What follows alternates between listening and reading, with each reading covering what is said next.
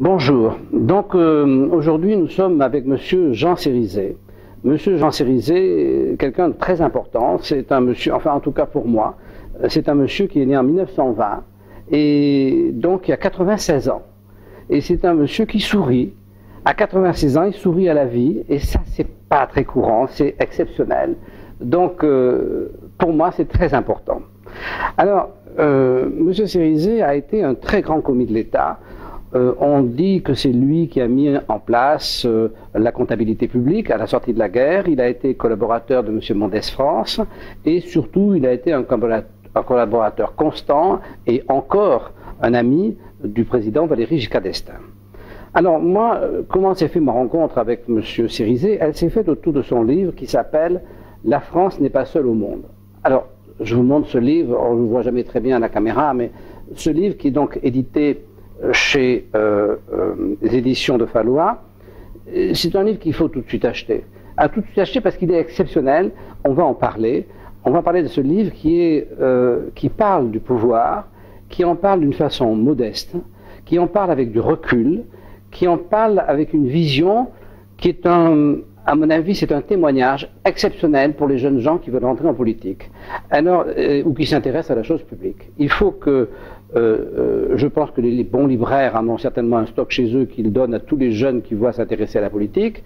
Ceux qui ont un libraire qui ne l'ont pas, c'est pas un bon libraire. À ce moment-là, il faut le commander à Amazon. Mais si vous vous intéressez à la chose publique, si vous vous intéressez à la cité, il faut comprendre ce qu'est le pouvoir. Et le livre de M. Jean Cérizet est un guide.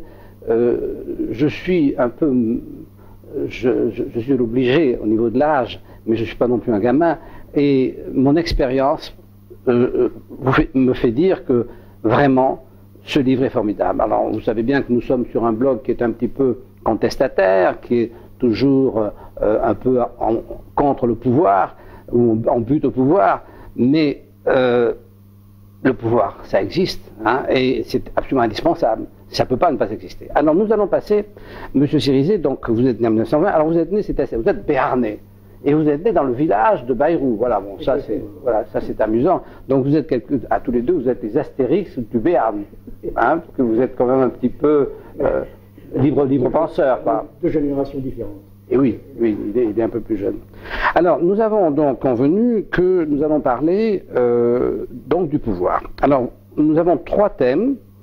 Le premier s'appelle démocratie et vérité. Alors ça c'est intéressant, parce que c'est un thème que vous m'avez dit qui vous séduisait. Alors démocratie et vérité, oui, évidemment, on se pose tous la question, est-ce que la vérité et la démocratie sont compatibles? Alors, votre opinion?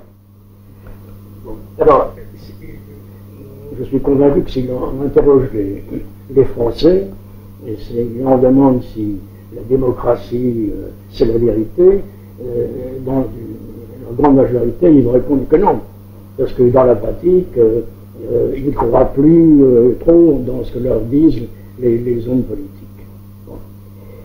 Alors, cette opinion-là, je crois qu'il faut la tempérer et la corriger.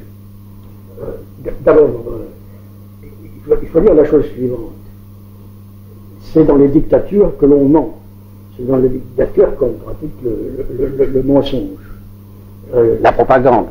La propagande, oui, mais d'une manière incroyable. Absolument. Alors, il se trouve que j'avais entre 20 et 25 ans, à l'époque où on pouvait aller de Lisbonne à Pékin ou à Vladivostok sans rencontrer de démocratie. Et donc j'ai vécu la période où le mensonge politique était institutionnel. C'était un mensonge éhonté, d'une audace extraordinaire.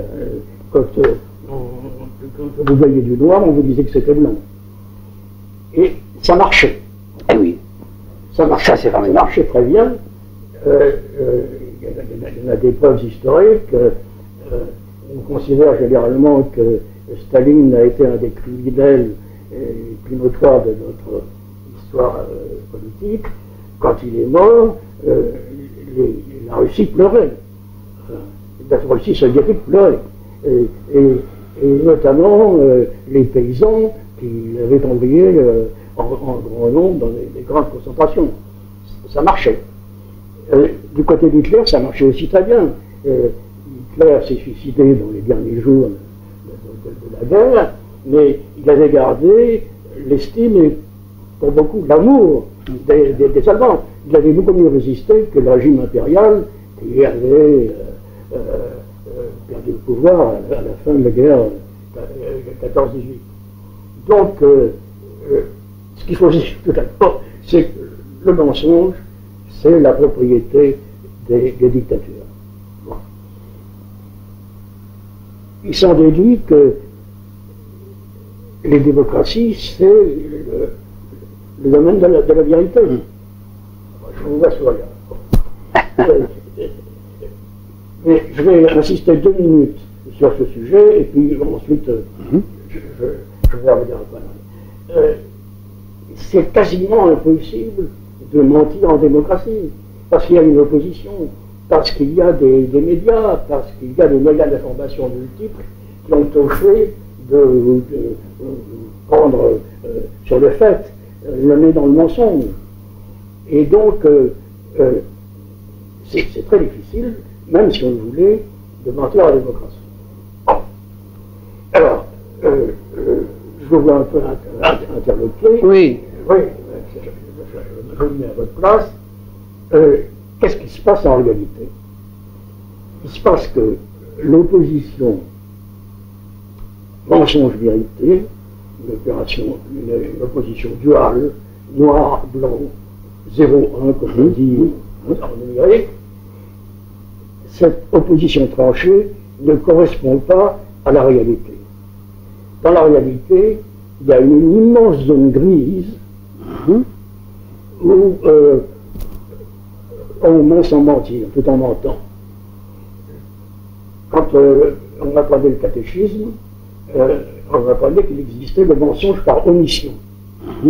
Eh bien, les sociétés démocratiques pratiquent le mensonge par omission. Et elles ne peuvent pas faire autrement. Quand nous sommes enfants, on nous apprend à pratiquer très jeune le mensonge par omission. Il ne faut pas dire à grand-père qu'il est trop vieux, il ne faut pas dire à sa tante qu'elle est laide. Les sociétés nous apprennent la politesse. Qu'est-ce que la politesse? C'est le mensonge par omission. On ne peut pas vivre autrement. Alors, les Français réclament de temps en temps qu'on leur dise la vérité. Mais les hommes politiques savent très bien que s'ils disent la vérité, ils ne seront pas réélus. Alors, sans mentir, ils ne disent pas tout à fait la vérité. Alors ça, oui, je suis tout à fait d'accord avec vous sur le fait que l'omission n'est pas fatalement le mensonge. Il y a une différence réelle entre l'omission et le mensonge. Entre ne pas dire et puis mentir, il y a une différence. Le résultat, c'est que quand même, celui qui est en face ne sait pas. Alors, dans un cas, il ne sait pas, dans l'autre cas, il sait autre chose, puisqu'on lui a menti. Quand on lui a menti, il ne sait pas la vérité, il sait une autre vérité, et quand on lui a pas dit, qu'on lui a caché, il ne sait rien. Mais à ce moment-là, il fabrique tout seul une autre vérité, donc il a un peu le même résultat. C'est ça l'ambiguïté. J'en arrive à... L'ambiguïté qui est quasiment nécessaire à la vie de la société. Je vais prendre deux exemples empruntés à l'histoire et qui montrent comment le mensonge par omission a été finalement extraordinairement utile. Le premier exemple, c'est celui de l'Amérique en 1939-40. La guerre a été déclarée en Europe et elle était en quelque sorte fatale. Les États-Unis, non seulement ils ne sont pas préparés, ils n'ont plus d'armée, plus d'aviation, plus de marée. Bon. Et non seulement ils ne sont pas préparés, mais ils sont hostiles à toute intervention en Europe, ils sont isolationnistes. Bon. Vous savez ce qui s'est passé. Roosevelt a biaisé, a menti par omission pendant des mois et des mois. En plus, il y avait sa réélection qui était en cause. Donc, il a menti et ça a été extraordinairement utile à tout l'Occident. Oui, je pense qu'on peut dire, et vous avez raison, que le pouvoir justifie quelquefois que certaines choses ne soient pas dites. On reviendra après sur l'idée de... Je connais un autre exemple, qui est, parce que celui-là, il est franco-français, c'est le général de Gaulle, quand il revient au pouvoir, il revient au pouvoir parce que la démocratie française est incapable de résoudre le problème colonial, le problème algérien, et il revient donc au pouvoir pour le résoudre. Pendant quelques mois, il a menti par omission aux Français. Complètement. On peut s'en réjouir. Ça a été extraordinairement utile à d'autres pays. Il a sorti une situation très difficile. Qui était alors, non, je ne dis pas qu'il faut mentir, mais je dis que c'est plus compliqué. Non, je pense qu'on pourrait, monter, si on veut, un cran au-dessus, c'est-à-dire dire que la vraie question, c'est, avec le pouvoir, il y a fatalement une part de non-dit, qui ne peut pas aller sans, et la question, c'est, est-ce qu'une société pourrait exister sans pouvoir? Alors, moi, je dis non. Une société constituée, vous mettez 10 personnes ensemble, tout de suite, il va s'installer un pouvoir. Donc, on ne peut pas, le seul fait que l'homme soit obligé de vivre en groupe, implique le fait qu'il va s'installer un pouvoir, qu'il faut donc un pouvoir. Il n'y a pas de possibilité. Alors, où est toute la... Et c'est là une question que je vais vous poser par rapport à ce que vous avez déjà débattu, que j'ai trouvé très intéressant. Pour moi, le pouvoir, si vous voulez, c'est un peu comme le capital, ça n'appartient pas à son détenteur. Je pense que le pouvoir, pour moi, c'est universel, c'est-à-dire c'est quelque chose qui est lié à l'homme, dans son fonctionnement vraiment biologique. Il ne peut pas se passer de pouvoir puisqu'il ne peut pas vivre seul. Et je pense que celui qui a le pouvoir et qui croit que tout d'un coup il est un élu ou un déterminé se trompe, parce qu'en fait il n'est que le dépositaire du pouvoir qui est quelque chose de latent au niveau de l'humanité. Et ça m'amène à une chose que j'ai lue de vous, qui est la différence que vous faites entre les hommes politiques et les hommes d'État. Et je voudrais vous demander si j'ai bien compris cette chose, cette différence que vous faites, qui pour moi était très très importante, si j'ai bien compris, l'homme politique est en fait l'homme qui cherche le pouvoir sur les hommes, et l'homme d'État est l'homme qui cherche le pouvoir sur les événements. Est-ce que cette définition vous conviendrait? Oh, oui, elle me conviendrait. La différence que je fais entre les politiciens... Oui, l'homme politique, le politicien. Oui, et les hommes d'État, c'est que le politicien pense un peu plus à lui que de le faire l'homme d'État. L'homme d'État, s'il est un peu conscient, il sait qu'il ne va pas rester longtemps au pouvoir. Parce que la démocratie ne supporte pas ces hommes d'État qui prennent des grandes décisions et qui entraînent la société dans le drame. Elle déteste ça, la société. Bon. Le général de Gaulle, que nous reverrons, à juste titre, les Français l'ont écarté 2 fois du pouvoir. Ils l'ont écarté juste après la guerre, et puis ils l'ont écarté après les événements de 68. Le grand dessin, c'est toujours, d'une part, fatigant d'abord, c'est du travail. A été écarté du absolument. pouvoir, la guerre. Absolument, absolument. Et donc, il est dans le destin normal de l'homme d'État de ne pas rester longtemps au pouvoir. Le politicien n'aspire qu'à une chose, prendre sa retraite. Oui, absolument, oui. Et bon, alors, ensuite, il s'en déduit ce que vous dites. C'est que l'homme d'État va prendre des décisions suicidaires. C'est pas toujours.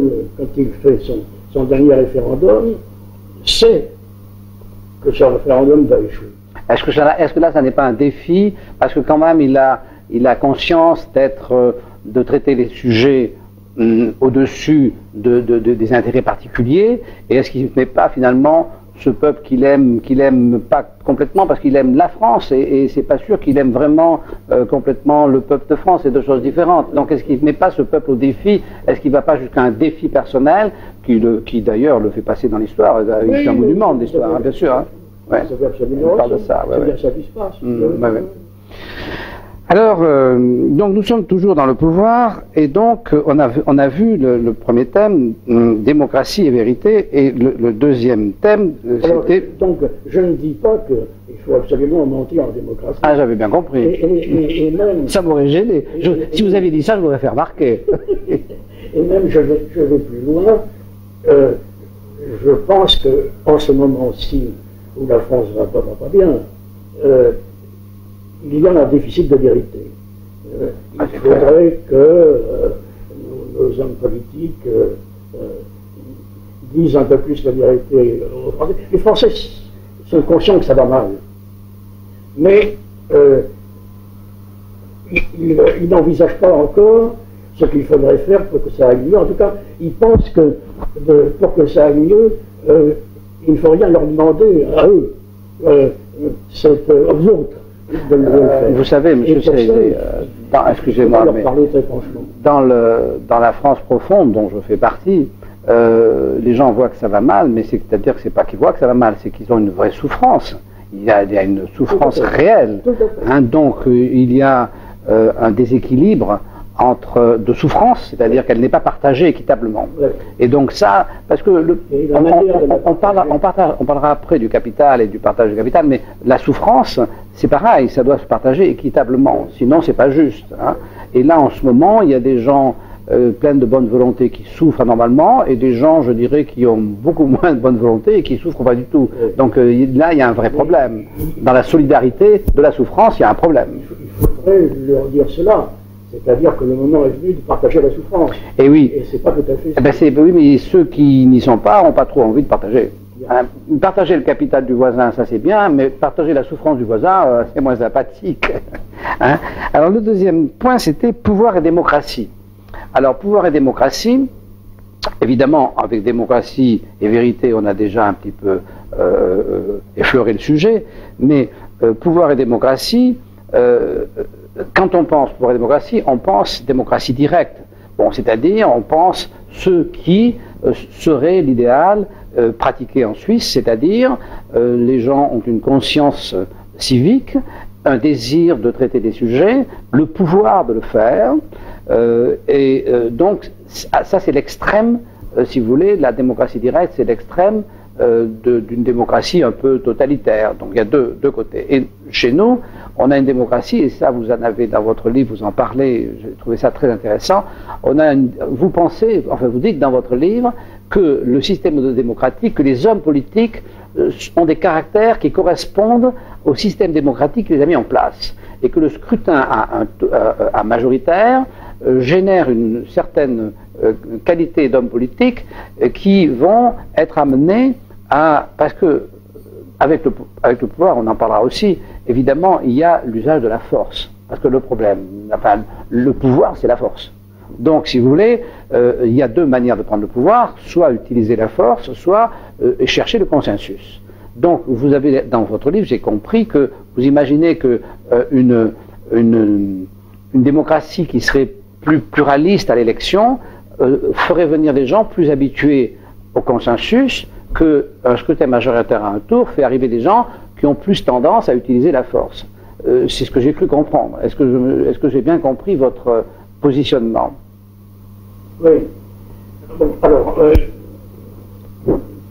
pouvoir et démocratie, la réponse est dans le mot même de démocratie, c'est le pouvoir du peuple. Très bien. Ça, c'est le vocabulaire. Et nous avons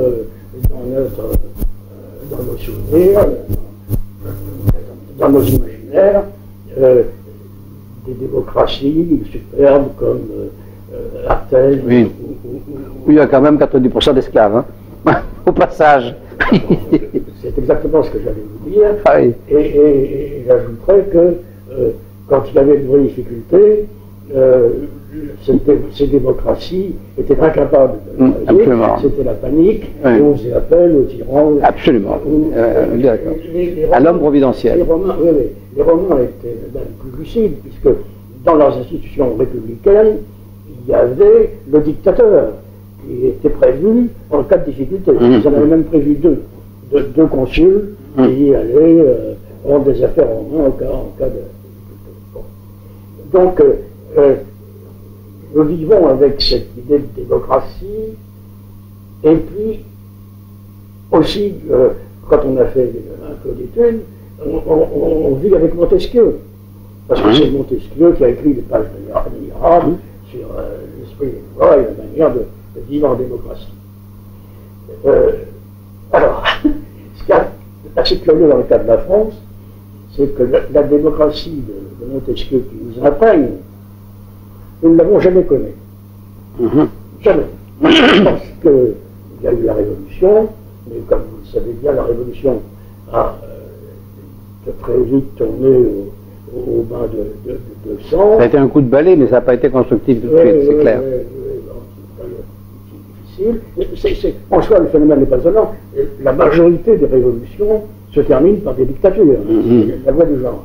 Et ça a été le cas pour la Révolution française, avec l'arrivée de Napoléon, salué avec ferveur par tout le peuple français. Bon. Et puis, par la suite, il y a eu ce 19e siècle assez curieux, où se sont succédés 3 rois, 2 empereurs. On va arriver en 1975, à une république. Avec une voix. Une voix de majorité, alors que la France n'était pas vraiment républicaine, elle était restée royaliste. Alors, donc, nous avons de la démocratie une notion assez particulière. Et cette démocratie-là, elle a été assez fragile. Elle a bien vécu la guerre de 14-18, en sacrifiant ses paysans, quand même, oui, dont les noms sont inscrits sur nos places publiques. Mais elle a très mal vécu la période 1920-1940. Personne ne s'en souvient en France, mais c'était pas. La France était sortie de la guerre comme la première nation du monde, en tout cas sur le plan du courage. Et je suis persuadé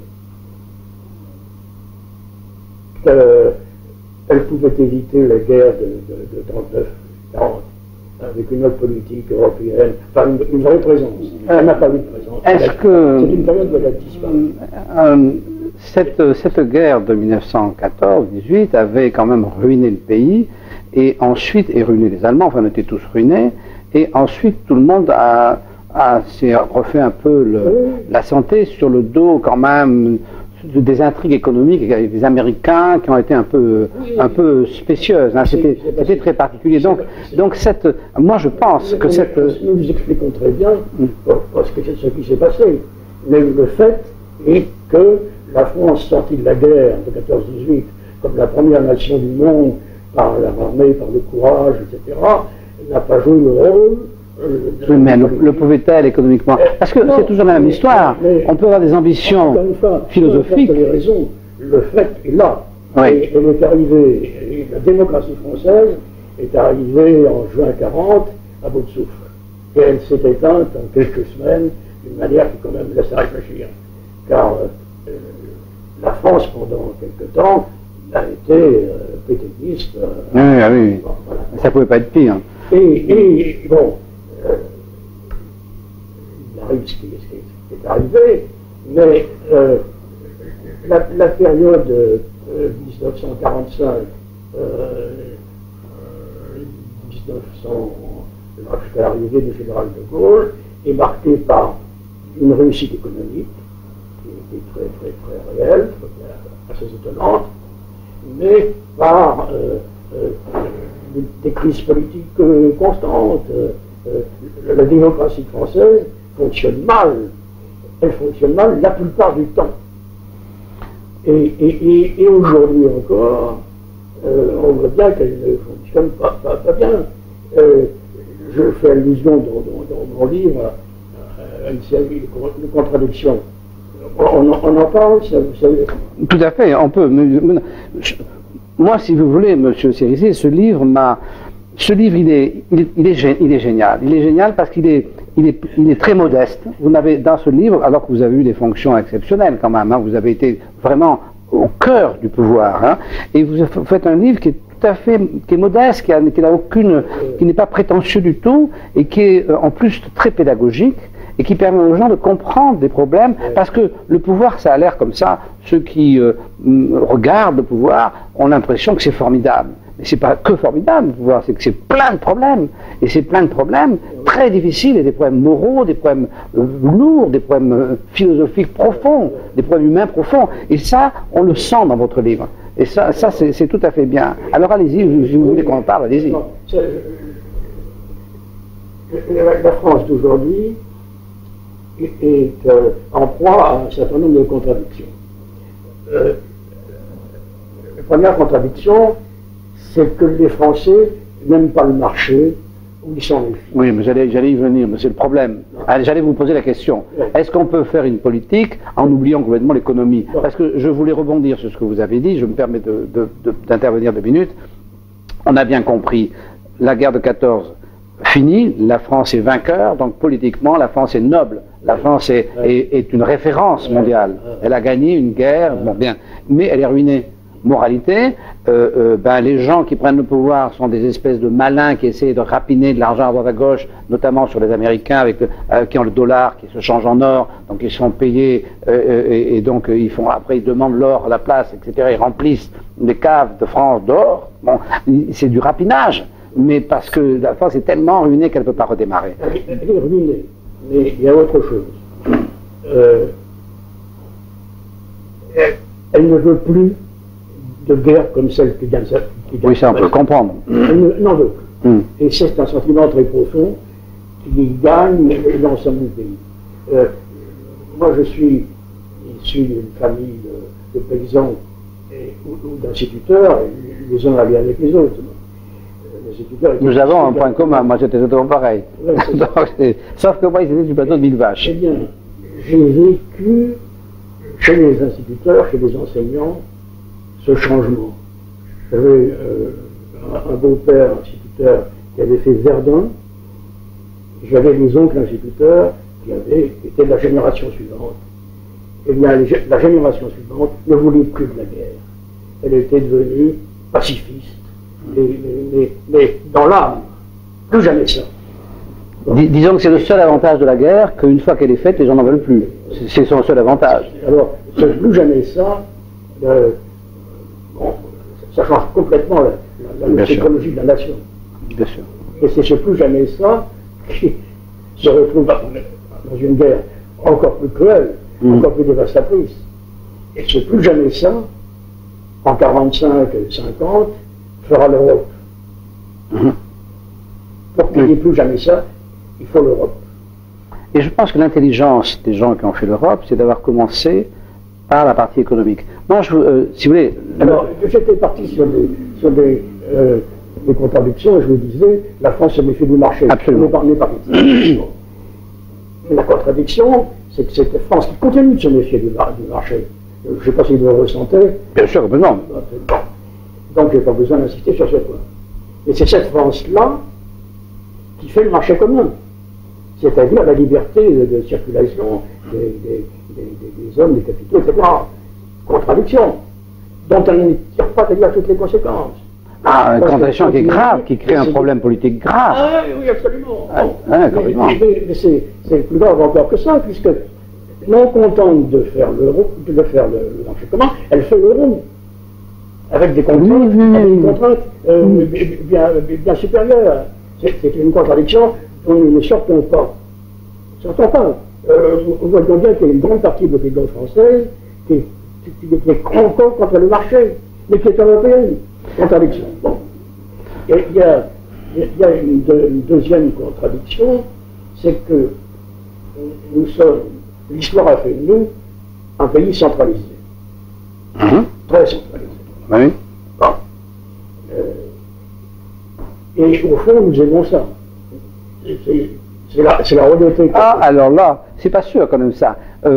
Nous sommes deux très différents dans leur expérience de vie. Moi, je suis un homme complètement décentralisé. Oui, ah oui, moi, complètement. Voilà. Mais vous avez été en haut de la pyramide. Oui, bon. Alors, j'ai une question à vous poser. Quand on est en haut de la pyramide, est-ce qu'il n'y a pas une angoisse du fait que, finalement, on a beaucoup moins de pouvoir que croient les gens, parce que quand on a envie, ou qu'on exige, ou qu'on voudrait faire quelque chose, quand ça arrive en bas, ça ne se fait pas fatalement. C'est-à-dire que cette pyramide est tellement importante qu'au moment où on aurait envie de prendre une décision dont on sentirait au fond de soi qu'elle va faire marcher les choses, qu'elle va faire avancer les choses, cette décision, elle se heurte à tellement d'éléments avant d'arriver en bas que quand elle arrive en bas, on n'est même pas sûr qu'elle ne soit pas appliquée à l'envers de ce qu'on a décidé. Est-ce que c'est comme ça que ça se passe ou est-ce qu'on fait ce qu'on veut? Oui, il y a constamment cette question qui se pose chez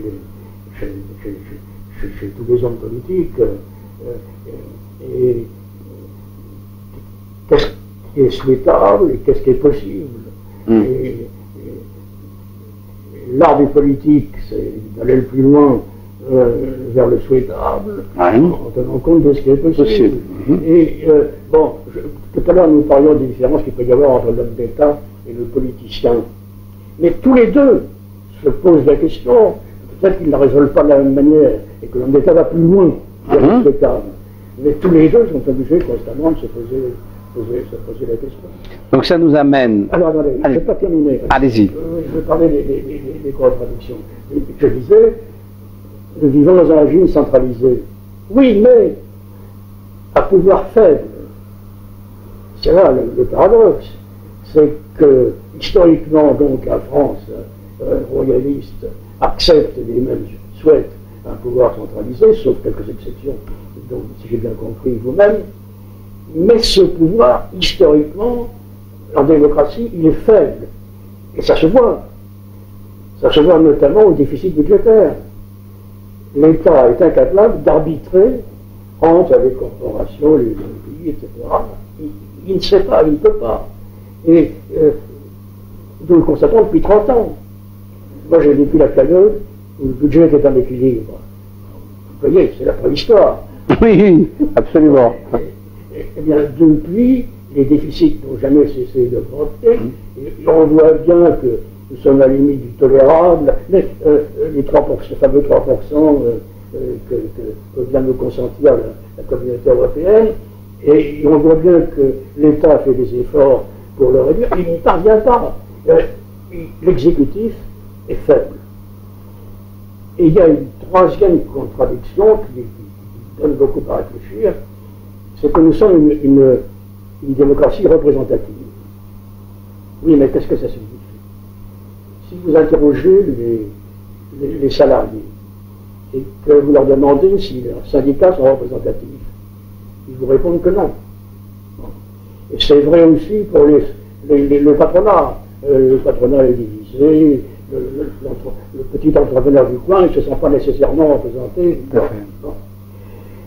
Je ne pose même pas la question, est-ce que les Français se sont représentés par leurs parlementaires? Bon, je retire ma question, parce que, vous l'entendez, la réponse est non. Mais une démocratie représentative, où personne ne représente plus personne, est-ce que ça peut marcher? Mais ça ne marche pas très bien, c'est clair. Là, c'est clair. Mais on arrive à la question de fond. Le pouvoir est-il... doit-on le laisser s'installer naturellement ou doit-on l'organiser globalement? C'est une vraie question parce que on ne peut pas... Si vous voulez, moi j'ai souvent cette discussion au niveau du capital. On me dit, oui, d'un côté, il y a le capitaliste, et moi je dis toujours, non, le capital, c'est le capital. C'est un bien commun à quelle que soit la personne à qui il appartient, parce que de toute façon, c'est un des atouts de l'homme qui fait qu'il est, c'est-à-dire c'est l'accumulation. L'accumulation est une caractéristique de l'homme qui fait qu'il est différent de l'animal, parce qu'il accumule. Il accumule, mais pas que du capital, il accumule des sciences, il accumule de la connaissance, il accumule de la culture. Ouais, pas grand-chose. Moi j'en ai plein mon jardin. Ça accumule pas grand-chose, ça pique les amandes, ça les mange même avant qu'elles soient mûres. Donc l'accumulation. Oui. La fourmi, oui. Si vous voulez. Donc, si vous voulez, je pense que je pense qu'il y a des choses qui sont donc qui de toute façon existeront. Alors, de toute façon, c'est comme la croyance dans l'au-delà. De toute façon, ça existera. parce que c'est très désagréable d'imaginer que on va devenir rien du tout. Bon, donc on le croit. Alors à partir de là, on peut inventer tout ce qu'on veut comme histoire. Et je pense que pour le pouvoir et pour le capital, c'est la même chose. On peut imaginer qu'il pourrait être comme ci ou être comme ça. De toute façon, il va avoir lieu. Alors, donc, est-ce qu'il n'y aurait pas un intérêt à ce que parce que le problème du pouvoir, moi, ce qui me gêne en tant que, je dirais, opposant de naissance, ce qui me gêne, c'est pas tellement le pouvoir. Ce qui me gêne, c'est l'exercice du pouvoir par ses moyens de coercition, c'est-à-dire par notamment la justice qu'on appelle la justice, mais qui n'est pas la justice, qui est la mise en place de l'ordre. Si vous voulez, les magistrats n'ont aucune marge de manœuvre pour rendre la justice, ils rendent l'ordre. Et ils sont faits pour ça, et ils rendent l'ordre qu'on leur demande de rendre. Et quand Pétain est arrivé au pouvoir, je crois qu'il y a eu 2 magistrats qui ont démissionné, et puis les autres ont rendu l'ordre qu'avait mis en place Pétain. Donc, si vous voulez, la justice, c'est fait pour exécuter l'ordre. Bon. Donc, pour appliquer la loi. Pour appliquer la loi. Et la loi, c'est l'ordre. Et la loi, elle dépend des gens qui sont à la tête du pays. Donc, si vous voulez, c'est ce que les gens peut-être ne comprennent pas, mais c'est très important, leur engagement civique chacun, parce que c'est cet engagement civique dans une démocratie qui fait qu'il y a un certain type de loi. Et ce type de loi, évidemment, l'idéal serait qu'il se fasse par la discussion, et non pas par la force. Et on voit bien aujourd'hui ce qui se passe avec cette loi, c'est absolument fou ce qui se passe. Ce qu'on vit en ce moment sur cette loi sur le travail, que moi, personnellement, je comprends pas que je ne suis pas salarié, donc je ne suis pas attaché à ces lois du travail, et je n'ai pas de salarié à mon âge, maintenant j'en ai plus. Donc, voilà. Mais il n'empêche quand même qu'on voit très bien qu'il y a un affrontement de gens qui sont tous les deux des gros menteurs. Alors on sait plus du tout, mais même les salariés savent plus où ils en sont, plus personne ne sait où on en est, et on a cette espèce de pression de chacun voulant imposer sa loi. Les uns la loi de la rue, les autres la loi des gendarmes, et puis ça crée une situation, alors que ça devrait se discuter, mais pour discuter, encore faut-il que chaque partenaire soit honnête. On ne peut pas discuter avec quelqu'un qui triche. Donc, si vous voulez, quand on introduit à haute dose, comme c'est le cas en ce moment, plus que l'omission, mais la tricherie, on arrive quand même à un vrai problème, et on arrive à ça peut dégénérer en violence, Donc, si vous voulez, le problème du pouvoir, c'est comment va-t-il s'exprimer. C'est-à-dire qu'une fois qu'on a donné le pouvoir à quelqu'un, il faut le donner, ou qu'il l'a pris.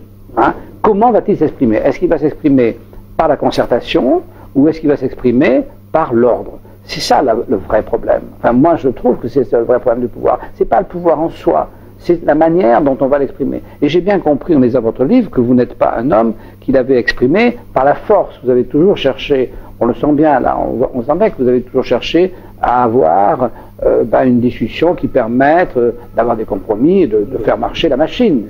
C'est comme ça que ça doit marcher. Alors, bon, naturellement c'est un sujet tellement vaste. Ah ben, ça c'est clair, oui. Et, n'est-ce pas,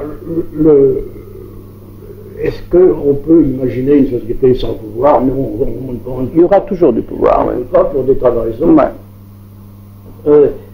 Le pouvoir, c'est décider. Oui, bon, on ne franchira pas là. Le pouvoir, c'est décider. Il ne peut pas en être autrement. Parce que, à la limite, si les sociétés... Ça peut être aussi arbitré. Le pouvoir, c'est pas fatalement décidé, ça peut être arbitré. Parce que si vous voulez, je pense que un arbitre, ça a un vrai pouvoir. Et ça laisse les gens... moi, je ne suis pas complètement d'accord sur le fait... Le pouvoir, c'est de décider à condition que celui qui l'a ait une capacité un petit peu supérieure à tout le monde dans une vision globale, c'est-à-dire que c'est quand même assez rare. Hein. Je veux dire, moi, vous savez, je vais un peu partout en France, les maires qui ont cette capacité, ils ne sont pas nombreux. Mais par contre, être capable d'arbitrer, il suffit d'être honnête, d'être de bonne volonté, d'être ouvert, on peut arbitrer. Bon, alors, on peut dire l'un et l'autre, et d'ailleurs il n'y a pas de contradiction. Mais quand je dis que le pouvoir c'est décidé, voilà ce que je pense. Les sociétés ne sont pas immuables, elles bougent très vite. Bon, nous ne sommes plus l'Égypte du 4e millénaire avant Jésus-Christ, et c'était quasi évolué. Il faut donc vivre dans l'avenir. Et il faut décider parce qu'il faut investir. C'est vrai pour l'entreprise, et c'est vrai, pour raison, pour l'État. Et il faut bien que quelqu'un, à ce moment-là, décide. Il peut très bien décider après avoir consulté. Alors, ça ressemble de plus en plus à un arbitrage. Vous voyez, autrefois, avant le marché commun, la France avait mis en place un système de planification. Je me rappelle parce que c'était ma jeunesse. Qu'est-ce que c'était que ce système de planification? On allait décider ensemble, au fond, des investissements publics. Ça revenait à ça. Parce qu'on n'a jamais planifié la consommation, on n'a jamais dit qu'il fallait consommer tant de beurre. Heureusement, ça on sait que ça ne marche pas. Et ça marche pas. On sait que ça ne marche pas. Mais il y avait une sorte de concertation qu'on essayait de faire pour choisir les bons investissements publics. Alors, décider, arbitrer, la loi c'est faible. Oui, quand l'État... Et la décision est inévitable. Mais parce que là, vous nous parlez... Ah bien, c'est sûr.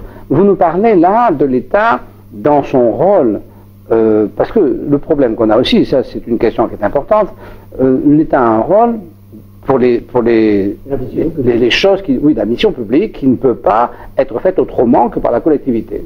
C'est le rôle de la collectivité, c'est ce qu'on appelle l'État régalien, on est bien d'accord. Mais quand l'État sort de ce domaine et qu'il rentre dans le domaine de la vie privée où il a géré des choses, où il s'engage à gérer des choses, à organiser des choses, c'est un peu plus compliqué parce que là, s'il dépasse son rôle d'arbitre potentiel qu'on pourrait lui reconnaître... Non seulement c'est plus compliqué, mais ensuite l'État n'est pas très qualifié. Non, c'est évident. Et donc il va faire des erreurs. Mon sentiment est que l'État doit se garder d'intervenir de cette façon. Alors ça, sur ce point, nous allons être complètement d'accord à 100%. Ça, c'est évident. Si l'État... C'est pas un problème d'idéologie, c'est un problème de... pratique. Oui. Un problème pratique. Bien sûr, un problème de respect des individus, un problème pratique. Mais là, effectivement, on va se rejoindre complètement, c'est évident. Et alors, la question que je voulais vous poser, la dernière question que je voulais vous poser, enfin, j'en ai deux dernières questions à vous poser. La première, donc, vous êtes un des inventeurs de la comptabilité publique. La comptabilité nationale. Nationale. La comptabilité publique, c'est un peu différent. Ce sont les écritures que tiennent les comptables publics, c'est-à-dire les percepteurs, les receveurs des finances, les trésoriers généraux. La comptabilité nationale, c'est une invention diabolique qui consiste d'abord à calculer le revenu national et à travailler non pas seulement sur les comptes administratifs publics, mais sur l'ensemble de l'économie. D'accord. Dans les tableaux économiques d'ensemble, vous trouvez les entreprises, les administrations, l'extérieur, etc. D'accord. Donc c'est cette comptabilité-là, c'est-à-dire la vision globale de toute la comptabilité du pays, public et privé, que vous avez été un peu l'inventeur. Oui, avec quelques camarades. D'accord. Alors moi, il y a quelque chose qui me gêne depuis maintenant, parce que depuis quelque temps, on a une vraie difficulté qui dresse les Français les uns contre les autres, c'est le mot solidarité. Alors ce mot solidarité, objectivement, nul ne peut être contre la solidarité, parce qu'on ne peut pas laisser ceux qui sont dans la misère, c'est pas possible. Donc la solidarité, elle est, je dirais, naturelle. Il n'existe pas de gens qui refusent la solidarité. Mais le problème qu'il y a, c'est qu'elle est aujourd'hui devenue, dans la comptabilité de l'État, je ne sais pas si on doit dire national ou public, elle est devenue un espèce de truc qu'on est incapable de détecter. Et on nous perçoit, aux gens comme moi, vous verrez mon blog qui s'appelle Témoignage fiscal, qui va vous surprendre, puisque je vois que vous ne l'avez pas vu avant, on vient nous percevoir, nous demander des choses en mettant toujours en avant cette fameuse solidarité, et je ne comprends pas pourquoi elle n'a pas été distraite du budget général de la marge de l'État, pour qu'on la connaisse, que chacun y participe avec plaisir d'une part, avec volonté, parce que tout le monde est d'accord pour que la solidarité existe. En principe, c'est fait. Dans la pratique, non. La sécurité sociale a son budget. Ah oui, mais la sécurité sociale a son budget. C'est bien ça, la solidarité. Ouais, non, parce que la sécurité sociale, elle a deux. Non, bah là, ça vous m'intéressait beaucoup. La sécurité sociale, elle a deux aspects. Elle est une assurance, qui est donc un travail d'assurance, et elle est effectivement un outil de solidarité. Mais quand on paie sa cotisation, on ne sait pas où va la somme qui est versée. Or, on devrait savoir, parce que comme on ne sait pas où ça va, ben finalement, la partie, c'est ce que j'explique quand je fais des réunions, j'explique que si on avait une boulangerie sociale, on paierait la baguette de pain, par exemple, 5 € et on nous dirait, il y a 4 € pour la solidarité. Bon, pourquoi pas, hein? Donc nous serions obligés d'acheter un pain tous les matins, bon, pourquoi pas. Mais à partir du moment où on ne connaît pas la répartition, rien n'empêcherait la baguette de tout d'un coup coûter 3 € alors qu'elle devrait en coûter que 1, mais que comme c'est tout mélangé, c'est plus facile, on la fabrique, etc.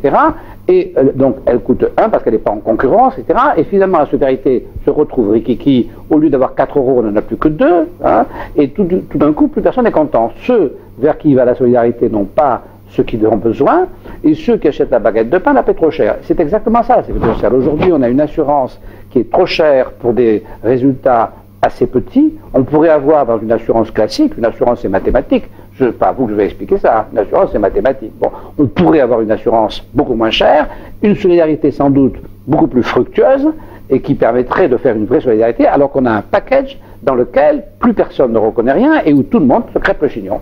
Et ça c'est dramatique, parce que ça remet en cause, si vous voulez, effectivement, d'une manière extrêmement violente. Moi j'entretiens de très bons rapports avec Claude Reichmann, qui est un homme absolument merveilleux, que j'aime beaucoup, et qui se bat pour effectivement que ce tri se fasse et qu'on ait quelque chose de plus... et c'est ça, je me dis pourquoi... vous voyez ce que je veux dire? Oui, oui, donc je vois très bien. Et bon, nous avons vécu, même vous qui êtes beaucoup plus jeune que moi, cette transformation.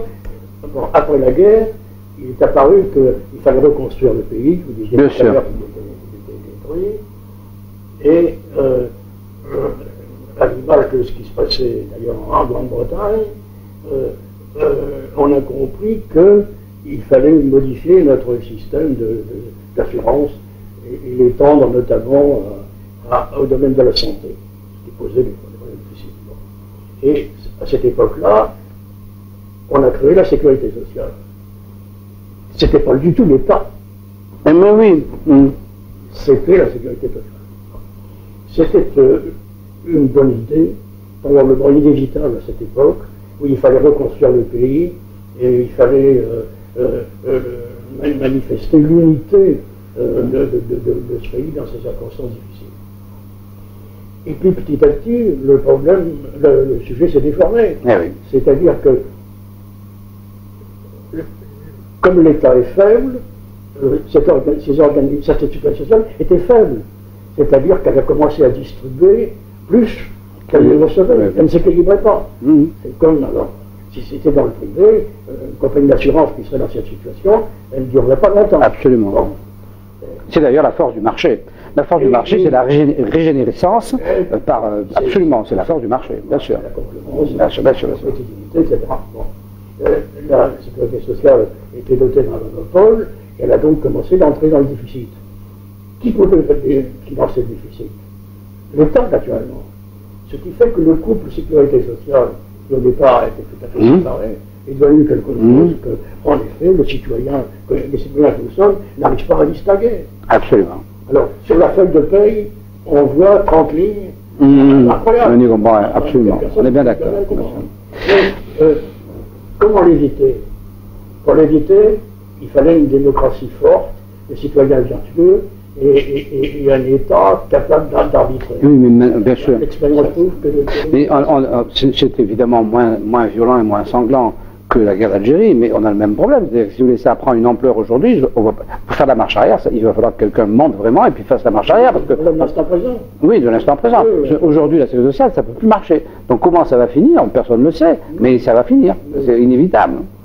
Monsieur Cérizet, je vous ai appelé Monsieur Cérizet, je fallait peut-être que je vous appelle Monsieur le Président ou Monsieur le Ministre, je ne sais pas, parce que, mais vous savez, moi je suis quelqu'un de un peu ordinaire, alors je ne vais pas employer, je vous prie de m'excuser si j'avais prévu de vous demander comment il fallait que je vous appelle. Mais bon, alors je continue avec Monsieur Cérizet. Hein, voilà. Bon. Donc, d'abord, je vous remercie de nous avoir consacré ce temps, parce que c'est pas tous les jours qu'on a le plaisir de pouvoir converser avec quelqu'un qui a vécu. Parce que c'est ça l'apport que vous avez qui est extraordinaire. C'est quand vous parlez de la sécurité sociale et que vous pouvez en parler, vous l'avez vécu depuis sa création en tant qu'adulte. C'est-à-dire que vous l'avez, moi je l'ai vu arriver, mais j'étais déjà bébé. Hein. Vous l'avez vu arriver en tant qu'adulte. C'est l'avantage des dinosaures. Alors ça c'est formidable, formidable. Et alors la dernière question que je vais vous poser, parce qu'il va falloir, moi je resterai toute la journée à discuter avec vous, mais ça ne va pas le faire. Alors la dernière question que je vais vous poser, c'est, vous avez donc été dans la première à l'ENA en 1946, lors de la première année, donc vous avez été le premier élève de l'ENA, après la création de l'ENA, parmi la première promotion. Donc à cette époque-là, quand on faisait l'ENA, qu'est-ce qu'on imaginait que cette école pouvait apporter à la société? Parce qu'aujourd'hui, vous savez que l'ENA, aujourd'hui, c'est quelque chose dont tout le monde se plaint. Ah, je veux dire, il y a un livre très amusant qui s'appelle, je crois, Ubu, je sais pas quoi, que j'ai lu, bien sûr, c'est cet homme qui a fait l'ENA et qui, après, a choisi le tribunal administratif. Donc, ce livre est assez intéressant, on a l'impression qu'il est quand même en partie vrai. Alors, de quoi était porteur l'ENA quand vous l'avez fait? Quels étaient les espoirs? Alors, il faut que je me souvienne de tout cela, c'est ancien, c'est les années 46-47. Enfin, la première chose qu'il faut dire, c'est que cette première promotion de l'ENA était une promotion d'anciens combattants. Oui. Il y a eu 3 promotions, les premières réservées aux anciens combattants. Il y avait un concours unique, donc ma promotion était entièrement faite d'anciens combattants. Ce qui donne une tonalité très, très particulière. Bien sûr, c'est des gens qui ont déjà risqué leur vie pour le pays, c'est quand même spécial, bien sûr. C'est pas pareil. D'une part, ils considéraient que aller passer quelques mois d'études, c'était peut-être un peu superfétatoire, et donc, dans leur comportement, ils en tiraient quelques conséquences, mais ensuite, ils avaient tout naturellement ce qu'on a appelé l'esprit service public. C'est-à-dire qu'ils considéraient qu'il était bon, il était juste de se consacrer au service public, au service de l'État. Et ça fait drôle de dire ça. Complètement. Parce que c'est transformé en réseau, c'est fou. C'est, je pense, que nous pensions très fortement. Nous ne pensions pas du tout à pantoufler, dans le privé, ça nous était complètement étranger.